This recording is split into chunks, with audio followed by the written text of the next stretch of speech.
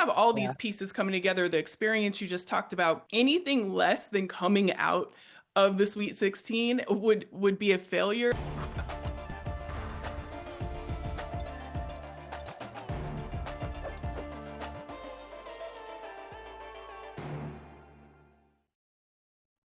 Welcome to We Need to Talk Now, presented by AT&T. I'm Alicia Jay, and I'm here with the one and the only Terrika Foster-Brasby. I'm so excited to talk about what we're going to talk about today, Terrika, because we're going to break down everything women's college basketball hoops for the NCAA tournament. We have a lot to talk about, but before we get into that, you guys need to like, subscribe, comment, do all the things that you can do to make sure that you're connected to We Need to Talk Now. We're on YouTube. We're on your favorite podcast platform. We're basically everywhere. Check us out on social as well and stay connected because you're going to see shows like this every single week. And in the month of March and early April, we have like so many shows coming at you. So you're going to want to make sure to be connected. I mean, I'm thinking about all the shows we have, Terrika, and I'm just like, woo, child. I don't know if we're going to make it, but we will see. It is a lot going on for sure. And we're going to start with a bracket breakdown of the women's tournament. I mean, there has been so many things that have gone on since Selection Sunday. Let's just start with the number one seeds, UCLA, South Carolina, Texas, and USC. When you saw those number one seeds, what were your initial reactions?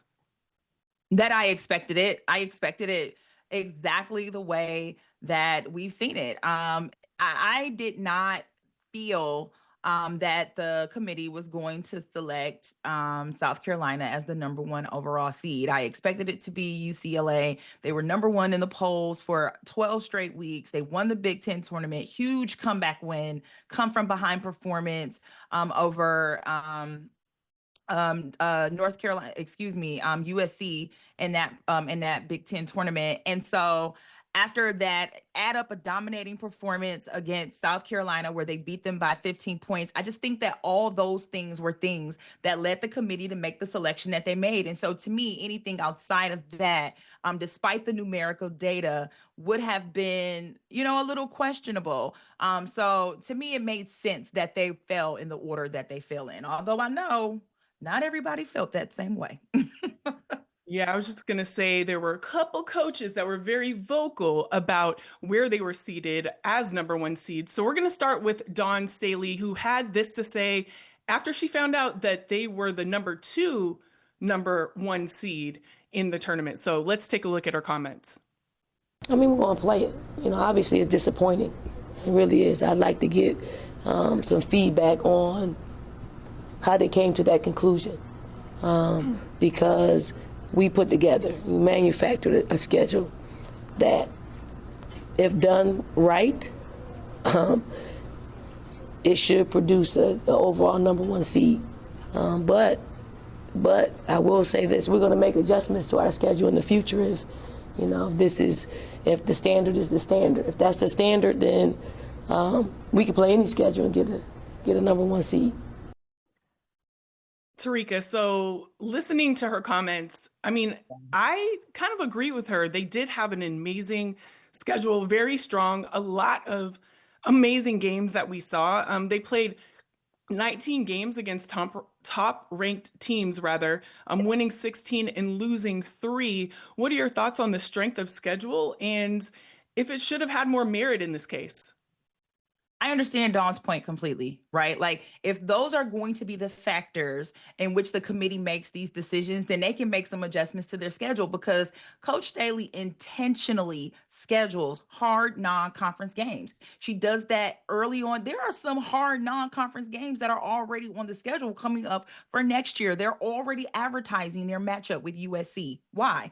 Dawn doesn't have to play USC in November, but they do that intentionally so that they can give their team the best positioning when it comes to March. And so if that's not going to be the case, then yes, I understand her point in saying maybe we can give our girls a bit more favorable matchups early in the season. And I think that is one of the reasons why they're always so on point and so prepared is because they play those harder non-conference games. But again, I understand Dawn's point. Now, you have to be fair here and say that in some of those early matchups, particularly the UCLA loss. Then you think about January and the loss to Texas and the loss to UConn. So yeah, you scheduled hard, but your team had some missteps along the way against some of those higher ranked AP plus quad one teams where you can make the understanding again as to why the committee did what they did. So again, I get it. And I'm with you on if this is how you guys are going to be, and if this is what the standard is,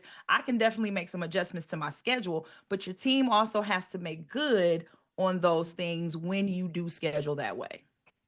Yeah, and I also think her schedule certainly helps them as they go into the tournament to be so prepared, right? So they're, in that, they won in that alone, in my opinion. But another person who didn't think that they necessarily won was USC's head coach, Lindsay Gottlieb. So let's see what she had to say. For me, I never thought I'd be a one seed and feel disrespected, but I thought the committee, I thought there would be very little chance we would be the number 4 overall, number 1. And so, we've got a big game here on Saturday against UNCG, and we'll handle it accordingly. But you tell me if you think that bracket that we got should have been the one that it was. I can't speak for the players. I think they're excited to play, but this was not on my bingo card to be a little bit, frustrated after being a 1 seed, and it's not, an arrogance of any kind. I think there's a lot of really good teams, and you got to play the first game in front of you and earn your way from there, and that's what we'll do. But sometimes I don't understand people who make decisions in women's basketball and why they do what they do, and certainly with this committee, I would love to ask some questions. Certainly, when you look at the road that they have in this tournament, it is a difficult one. And so I'm sure that has a lot to do with her frustration. But what do you think about her frustrations with being the number 4, number 1 seed? Now, if we're going to talk about a coach and a team that has a legit gripe, Lindsay got one. Lindsay got one, Alicia. She got a legit gripe, because I too did not think that USC was deserving of the 4th number 1. Now, first of all, these are all first world problems, because you're a number Absolutely. 1 seed.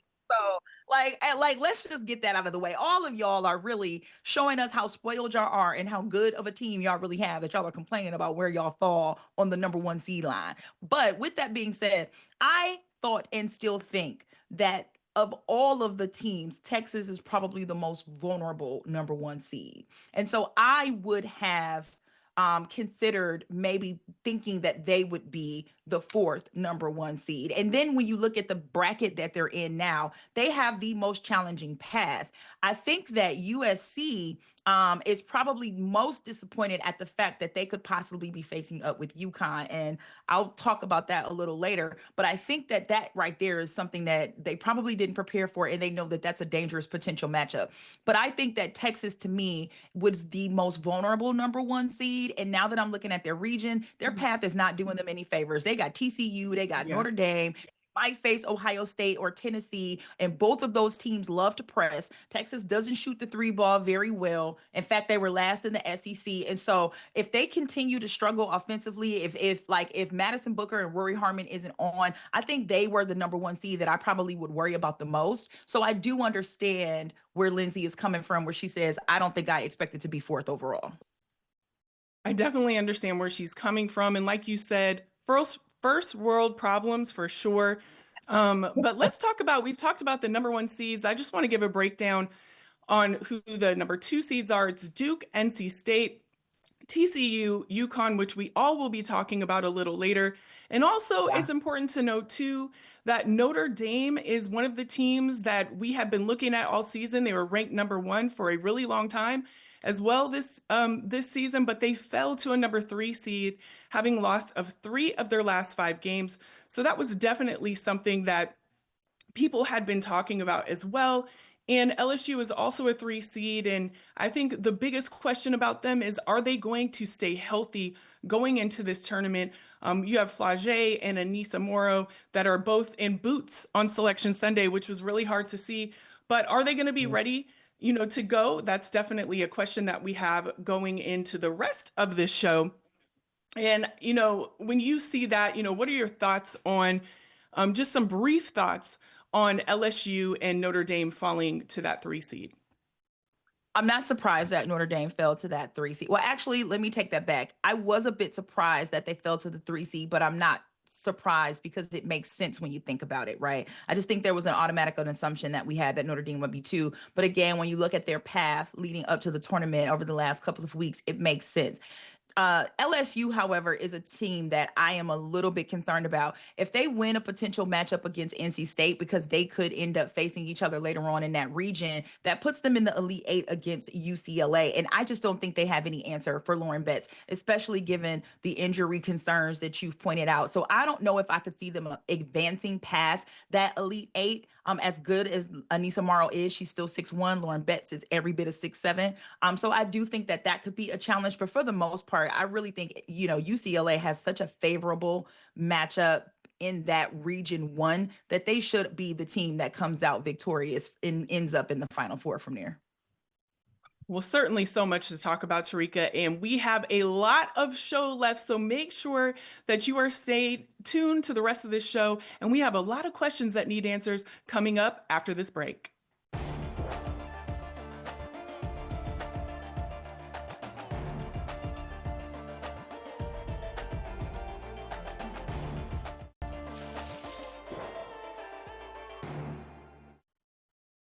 Welcome back to We Need to Talk Now, presented by AT&T.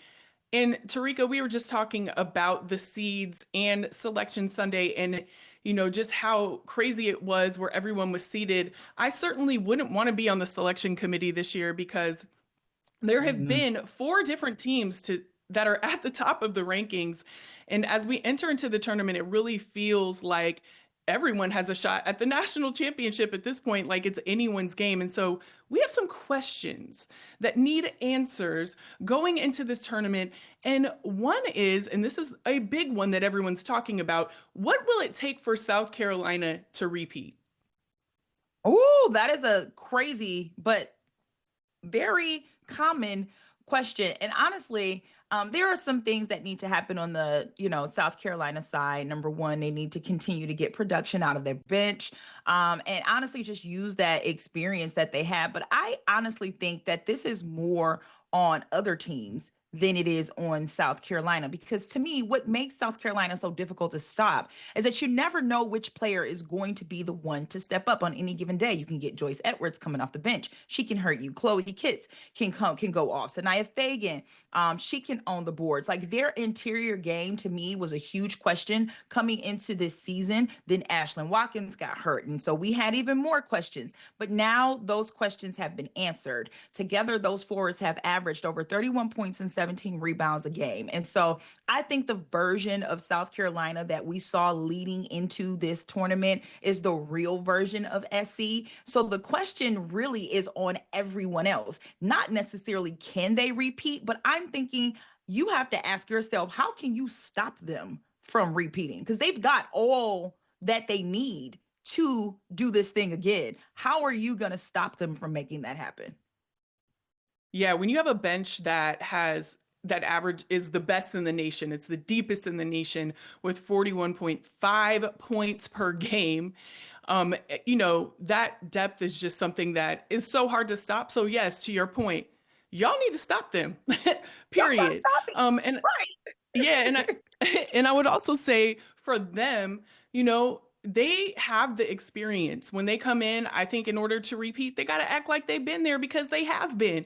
There are 3 starters that have been to 3 Final Fours and won 2 national titles, and that's just one stat about the team. And so, with Dawn Staley as their coach, we know how Dawn rolls, and you know how she is. She's going to have that team going in there knowing that they have the experience to do everything that they need to do. And then also, I think this I know that she said they don't want a chip on their shoulder going into it, but I think that number 2 seed or number 1 overall seed that they didn't like, right? They didn't like where they were placed. I think that's going to give them a little extra fuel that, they certainly don't even really need because they're rolling, but looking forward to seeing, what they do because they got everything they need to repeat, and that's for sure. Now, when you look at the number 1 overall seed, the Bruins, Do you think that they will finally make it past the Sweet 16?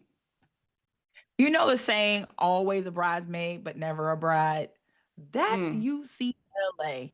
UCLA is the team that is consistently good year in, year out, and never makes the Final Four, right? And so I think this is the year that they finally can change that. Three things, right? Number one, their region is favorable, right? There are some really good teams in that region. So I don't want anyone to hear me say that and say that I'm trying to say the rest of the teams in there are scrubs. Absolutely not. LSU was in their bracket. NC State is in their bracket. Ole Miss is in their bracket. Ain't no scrubs in that bracket.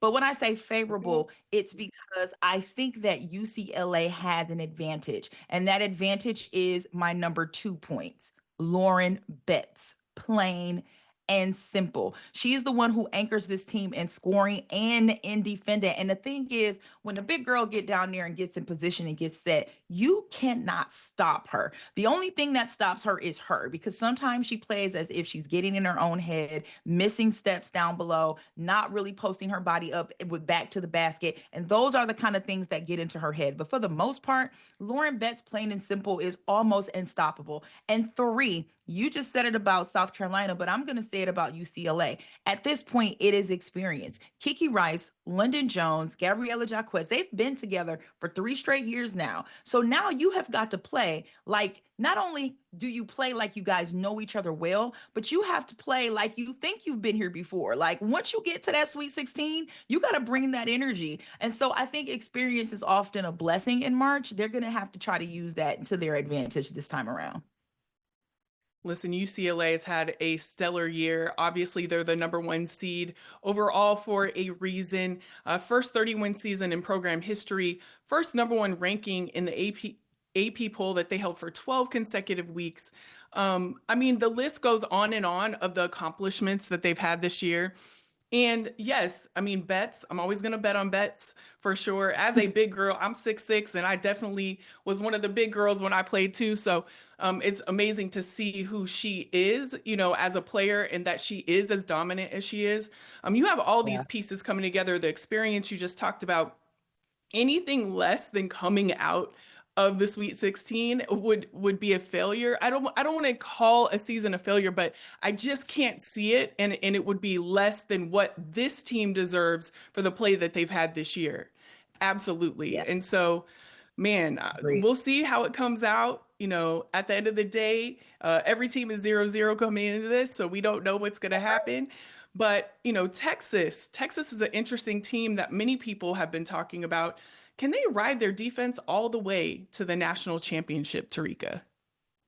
Not looking at that bracket, they can't. Like, they are going to need, that bracket is tough. Like, I would argue that the Regional 3 or the Birmingham 2 bracket is probably the toughest side. You've got, again, and I mentioned this earlier, but they are potentially going to be facing off against a Ohio State team or a Tennessee team. Both of those teams love to press defensively. And so what is going to happen is we could see a Lone Star State showdown, because they could make it all the way to the Elite 8 and have to play TCU, right, for a spot in the Final Four. And that is a team we haven't even touched on, but TCU is playing incredibly well. What Haley Van Lith and Sedona Prince, I mean, they look good, and they look like a team that could be a Final Four team. They're going to need more out of their players than just good defense. Rory Harmon is going to have to be that all-star guard that we know she is. Sophomore Madison Booker, she is going to have to continue to step up and be the all-SEC player and SEC player of the year that we have seen. We are going to need that offense. Defense will not do it alone in that particular bracket. They could possibly see a Notre Dame team that beat them earlier this year. So you cannot rely on just I know the saying is defense wins championships, but like, it's defense that wins your championships when you add some offense to it. You can't just rely on defense alone. Yeah, I mean, when you are literally tied for last in the SEC for 3-point shooting, like that's no good. And that just speaks to the offense that you're speaking about. So we need both. Now, I wish we had more time for this, but there's so much to talk about when it comes to March Madness. Can can the Trojans, let's talk about the Trojans really quickly. Can the Trojans win their first national championship since 1984? Well, can they? Sure, they can. Absolutely. Will they? I don't know. I think it just depends on how hungry UConn is, right? The potential matchup in the Elite Eight that I think we all hope to see is Juju Watkins versus Paige Beckers. And this year feels like the year that Paige Beckers wants it more. Now, to be fair, last year these teams met up in the Elite Eight, and once again, UConn was the one that walked away the better team. And I think that was because the expectations were so low for USC as well, that it just kind of felt like a win regardless. Well, this year, the expectations are different. So the way that these two players are going to compete for their teams is going to feel different. I just think the edge might go to UConn because they have AZ Fudd back, and also because it's Paige's last ride. She's going to want to walk out of here with the best time to get a championship as much as possible. So I am not exactly sure that USC will make it to the national championship, but they certainly have all the pieces. Kiki Iriefin, Juju Watkins, like literally they have the pieces there to do it. I just don't know if they will. They certainly have all the pieces, and that's a matchup that I know everybody wants to watch. So we'll be looking forward to that, given that they both make it to that point. But we're going to be looking forward to much more of the show coming up. Also, make sure that you're subscribed to us on YouTube, because we have these shows every Tuesday and we want to connect with you. So subscribe with us on YouTube. And as for this show, we will be back after this break.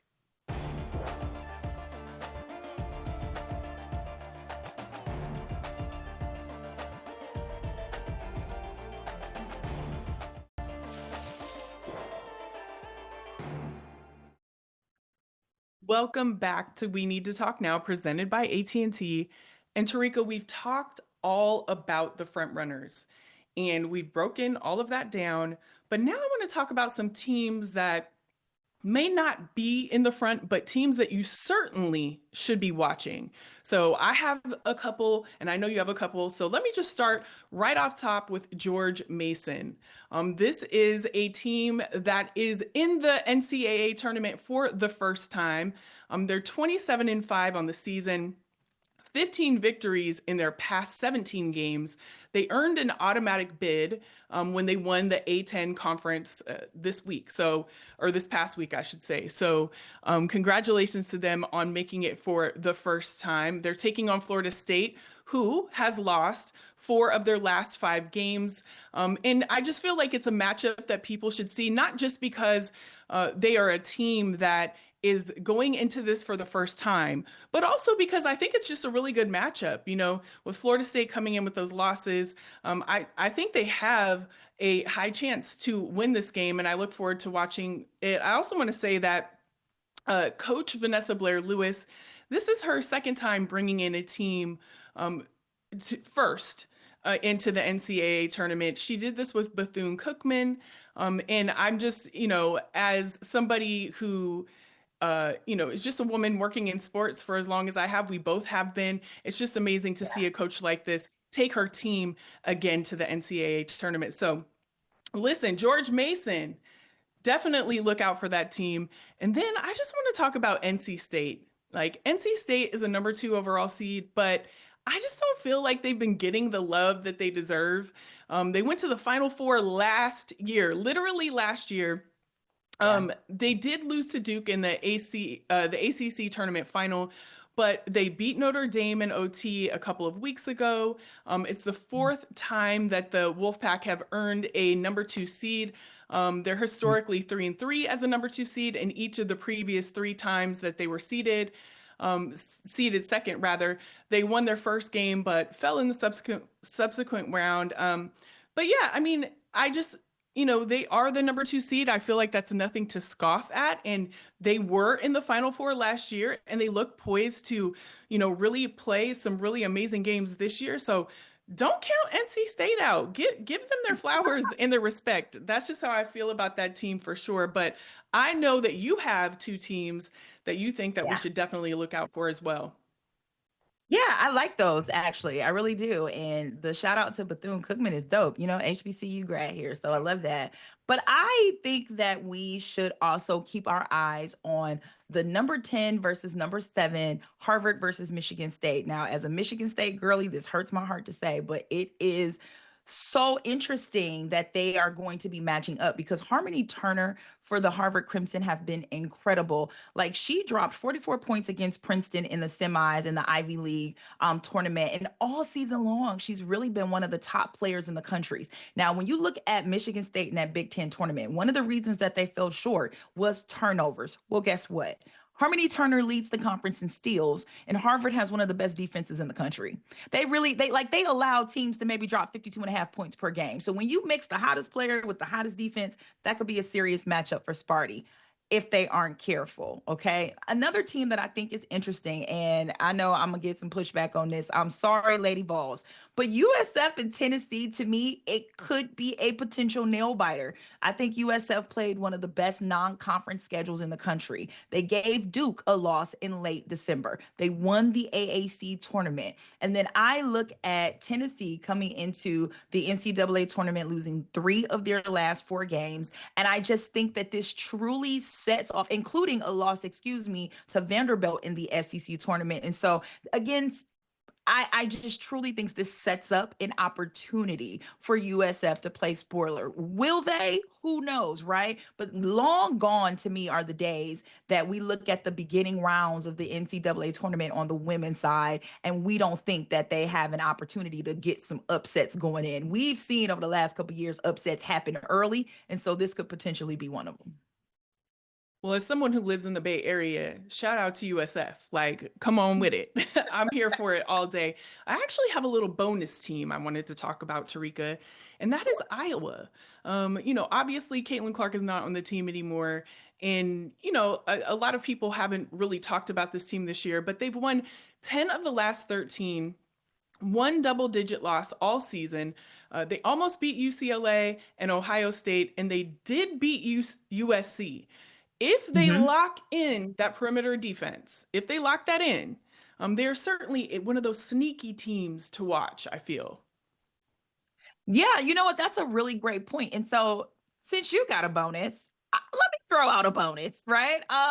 I think Norfolk State University, right? So shout out to the HBCUs. This year, they are the lone HBCU team that will be facing off against an injured Maryland team. This Norfolk State team has dominated the MEAC. They're led by Diamond Johnson. She's averaging 19 points per game. Kiera Wheeler, she's another beast, averaging 15.6 points per game. And let me tell you, this is a Norfolk State team that relies heavily on defense. So I talked earlier about a Spartan team that does horrible with turning the ball over. This Spartan team does a great job of keeping the ball. They are the only team outside of UNC. No other team has put up more than 70 points on them. And then I look at Maryland being a team that has an injured Cheyenne Sellers, that literally has when I look at their performance in the Big Ten tournament, and I say to myself that this is a team that could have done differently if we didn't have players that had question marks. And so, granted, it might not be an upset, but I think it's certainly a Norfolk State team that you got to keep your eye on. And even more so,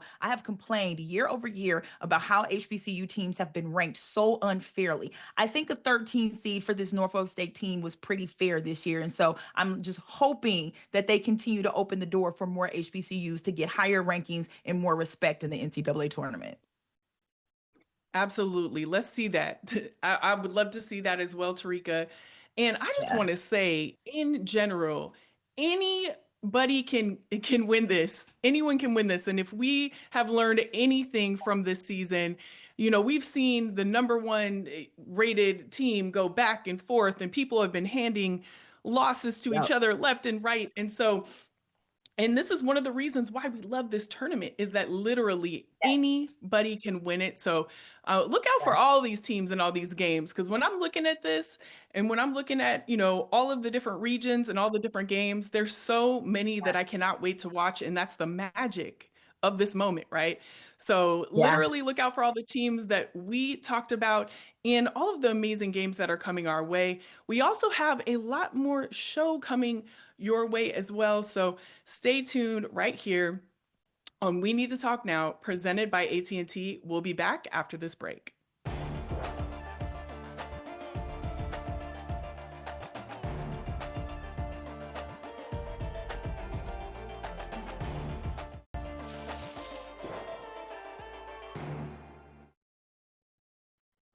Welcome back to We Need to Talk Now, presented by AT&T. I've had the best time talking with you about the tournament, Terrika. We've talked about some fantastic teams that we should watch, really all of them, let's be clear. But we have some players that we want to highlight moving into the tournament that we think that everyone should watch. And I'm just going to kick things off with Saniya Rivers from NC State. She has had a stellar season, 11.7 points per game, 6.4 rebounds per game, 1.6 steals, and 1.3 blocks, which is an amazing line. She was named as Cheryl Miller's small forward top 10 list, has played several positions this season. I mean, literally all of them. And she's definitely NC State's most versatile player. She leads the team in steals with 51 and blocks with 42. And she's definitely a player that is electric to watch. And we already talked about NC State and how I feel like they're a team to watch. But look out for Saniya Rivers in this tournament. She's going to do big things. Yeah, I agree with that. And I love that you are showing NC State so much love. I know Ari Chambers is watching right now, and she's so excited about it. Very happy.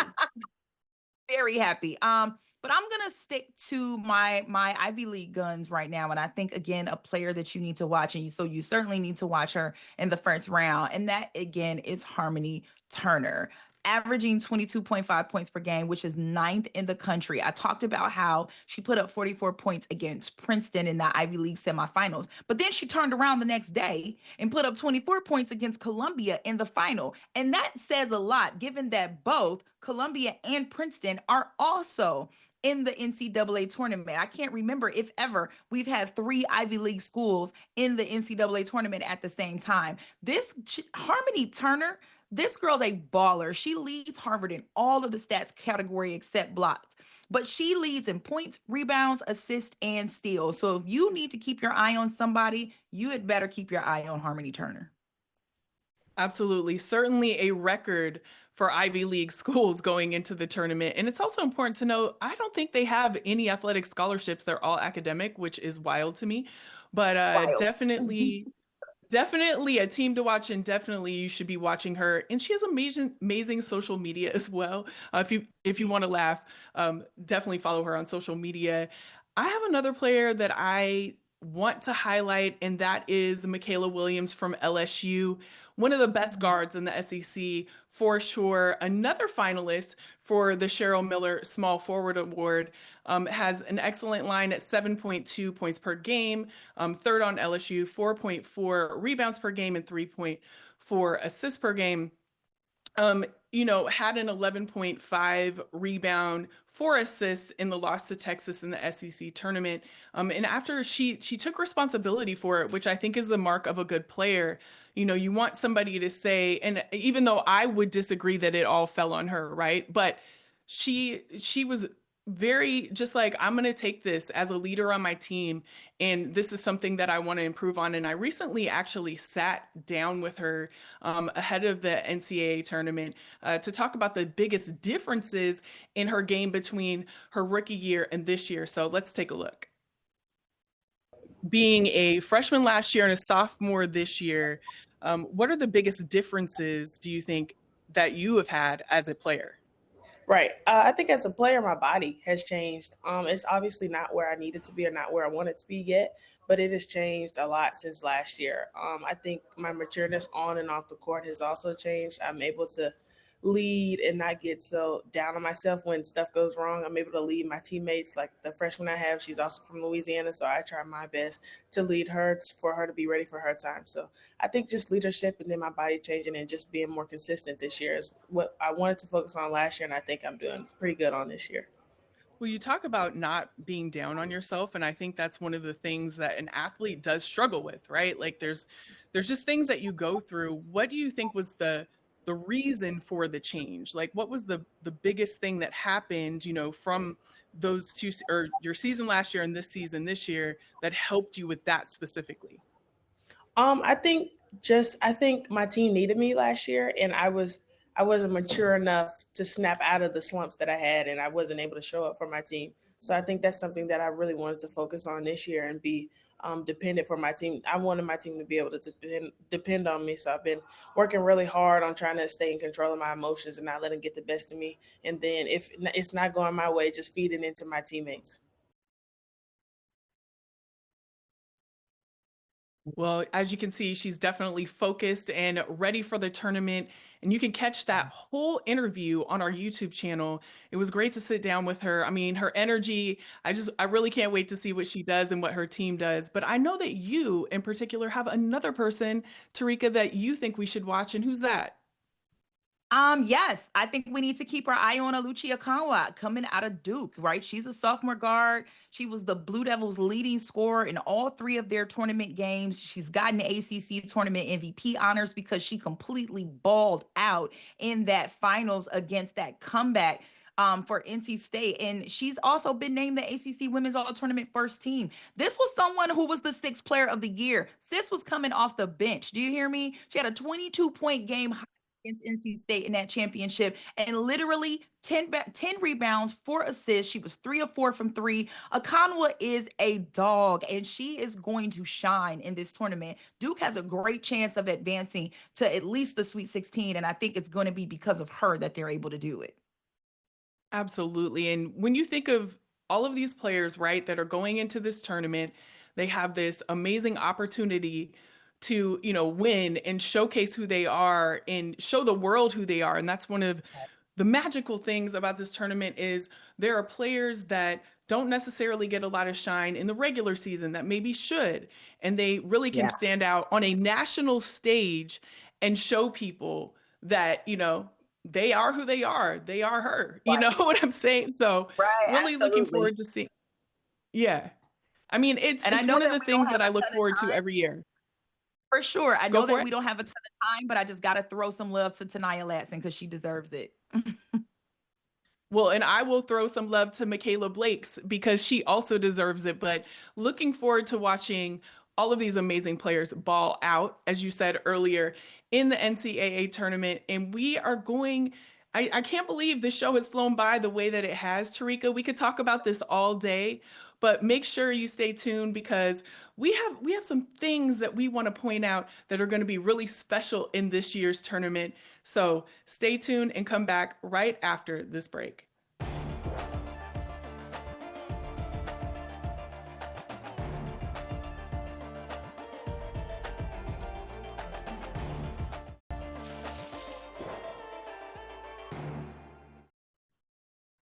Welcome back to We Need to Talk Now, presented by AT&T.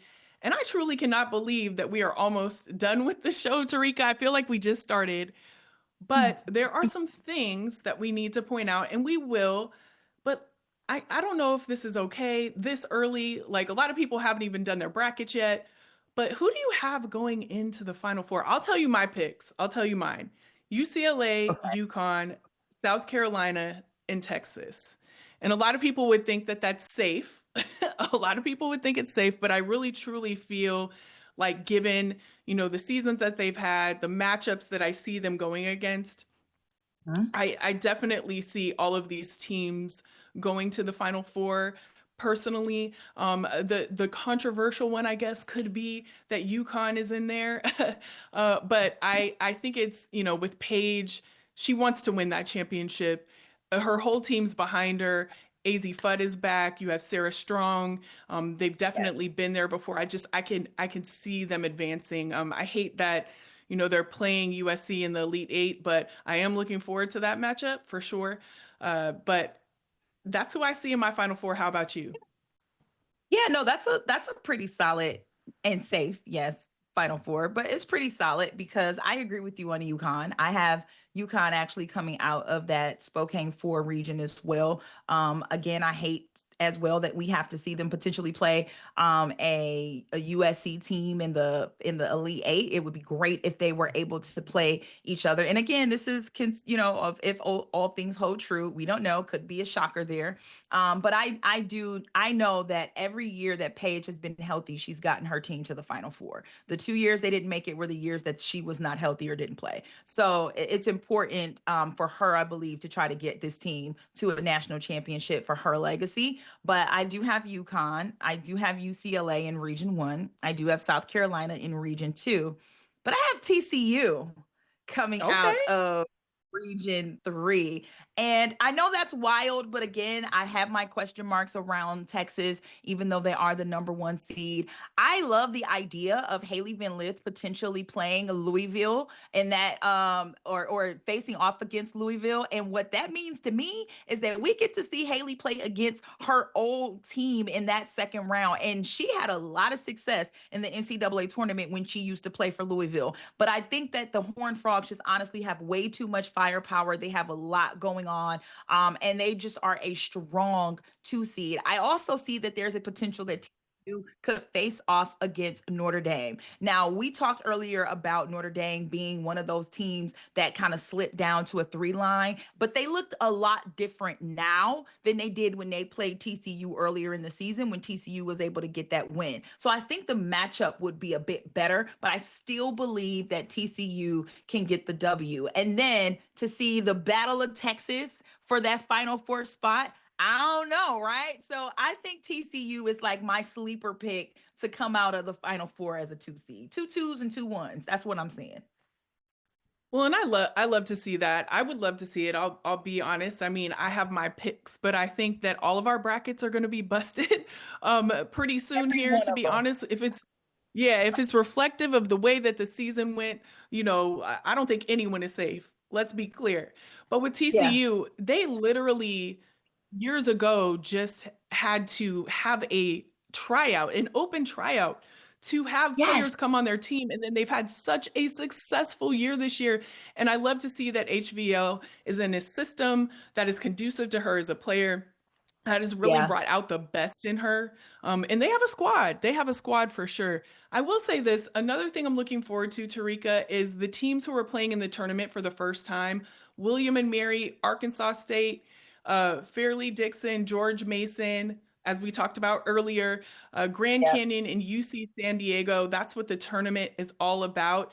And I just also have to give a shout out to Jordan Lee. She is on Texas. She's a freshman.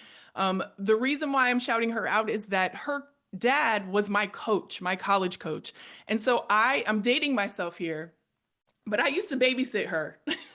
I used to babysit her and her sister, Sophia. So I just want to give a shout out to her. She was on the SEC all freshman team. I'm so proud of her, and I can't wait to watch her play in her first NCAA tournament. What are you looking forward to, Terrika, really quick before we have to get out of here? Well, I'm not going to date myself like that. I didn't babysit anybody's children, thank God. However, what I will say is that I absolutely love this time of year because it helps people make a name for themselves. So I'm looking to see who's going to be that person to make a name for themselves. I vividly remember the last time the Final Four was in Tampa in 2019. It was a Notre Dame Baylor final national championship, and everyone thought Sabrina Ionescu was coming out and was going to be the number 1 pick. You know who ended up being the number 1 pick? Freaking